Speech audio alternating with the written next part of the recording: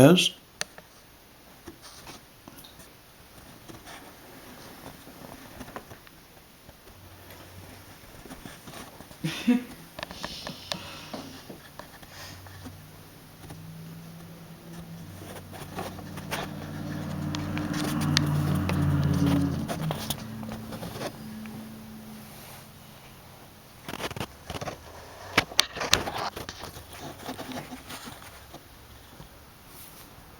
Are you a smoker? Do you look forward to lighting up every chance you get? Or even, do you spend time or live with a smoker? Today I want to talk to you about the effects of smoking and the importance of quitting this unhealthy habit. I'd like to start by showing you a couple of pictures that I have hanging up here. This first picture shows you normal lungs. There's normal lungs. They have nice pink tissue, normal size, symmetry, everything is where it's supposed to be. Here's your heart, shows a normal size heart. Now I want you to take a look at this second picture. This is a picture of a smoker's lungs. This is someone who smoked for many, many, many years. As you can see, you've got black tissue. It's no longer pink. It's no longer pretty at all. And look how big your heart is. That's one thing I want you to take notice of in between the two pictures. Here's a normal heart right here, and here's your heart after you've smoked for many, many, many, many years. What happens to your heart is it gets fatty and it stretches out, so therefore it can't contract. It can't get blood out to where it's supposed to. So if the heart muscle, it's just like any other muscle in the body, okay? It has to be able to contract just like any other muscle. It's got to be able to contract to do its main function. And that main function is to get all the blood and all the oxygen out to the rest of your body, to your skin, to your organs, and everything else that in your body that needs blood and oxygen to survive. And if it becomes fatty like this, it's not going to happen. Smoking is the #1 cause of lung cancer in the world. It's also the main cause of an irreversible condition known as chronic obstructive pulmonary disease. This is also known as COPD. It's a condition that's characterized by having 3 chronic conditions at the same time, and those 3 conditions are asthma, chronic bronchitis, and emphysema. Once you have all 3 of those, you've considered to have COPD. It's also a major contributing factor in coronary artery disease, which tremendously increases your risk for a heart attack and stroke. So as you can see, smoking causes devastating effects on your entire body. And even more devastating is that it causes the same effects on the people around you. The CDC reports that there's evidence of over 4,800 chemicals found in cigarette smoke, and at least 69 of these chemicals are known to cause cancer. And according to the American Lung Association, the effects of smoking claims the lives of 430,000 Americans every single year. And a percentage of that 430,000 lives that are claimed are people that have never smoked a day in their life, but spent a lot of time around someone who did smoke.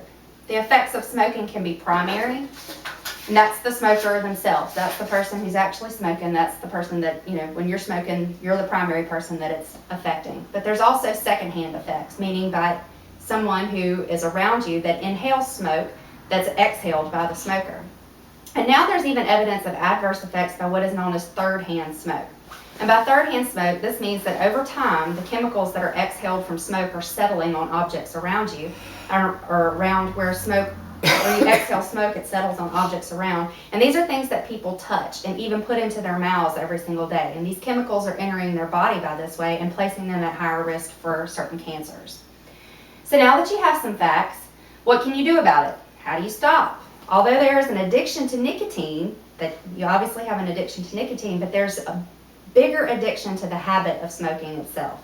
And by taking the steps to breaking the habit, you're taking control of your health and the health of your family and your friends that are exposed to your habit. Kicking the addiction really is the easy part, but breaking the habit is the problem. There are many over-the-counter aids that can help you with the addiction to nicotine, such as patches, gums, lozenges.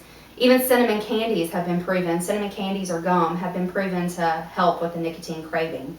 You can even get a prescription now from your doctor for drugs such as Zyban or Chantix to help kick the addiction. But like I said, the biggest part is breaking that habit. And just like breaking the habit of anything else that you do, breaking the habit of smoking is a total lifestyle change.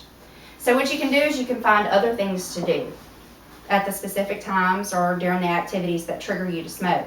If you always smoke after you eat, then get up and go brush your teeth. This gives you something to do with your hands, and it removes that taste of food from your mouth, which can trigger you to want to smoke, and your teeth will thank you for it. If you need something to do with your hands, you can always use toothpicks. They even have cinnamon flavored toothpicks. I do know this for a fact. They have cinnamon flavored toothpicks as well. And this will help you with the having something in your hands, putting something in your mouth, and it's also cinnamon flavored, so it can help with that craving. You can take a walk, you can write in a journal, anything that piques your interest and holds your attention in efforts to distract you from the habit of smoking. And there's also support groups and counseling that are available as well. The Mississippi Tobacco Quit Line has many good resources to aid in quitting smoking.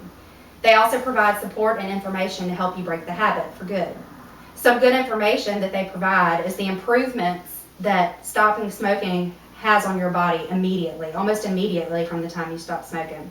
Things like, did you know that within 20 minutes after your last cigarette, that your blood pressure drops to the level that you had before your last cigarette? And that in 24 hours, your chances for heart attack decreases and continues to decrease. That in 2 weeks to 2 months, your circulation improves and your lung function increases up to 30%. And that even after 15 years of quitting smoking, your risk for coronary artery disease is that of a non-smoker. And these are all just key facts to let you know that it is never too late to quit. So now that you have the knowledge of the adverse effects of smoking and know some things to do to quit to improve your health, I challenge you to take control of your life and take the steps to becoming smoke-free. One very important quote that I've heard came from a musician, David Byrne, in which he said, "The true face of smoking is disease, death, and horror, not the glamour and sophistication the pushers in the tobacco industry try to portray."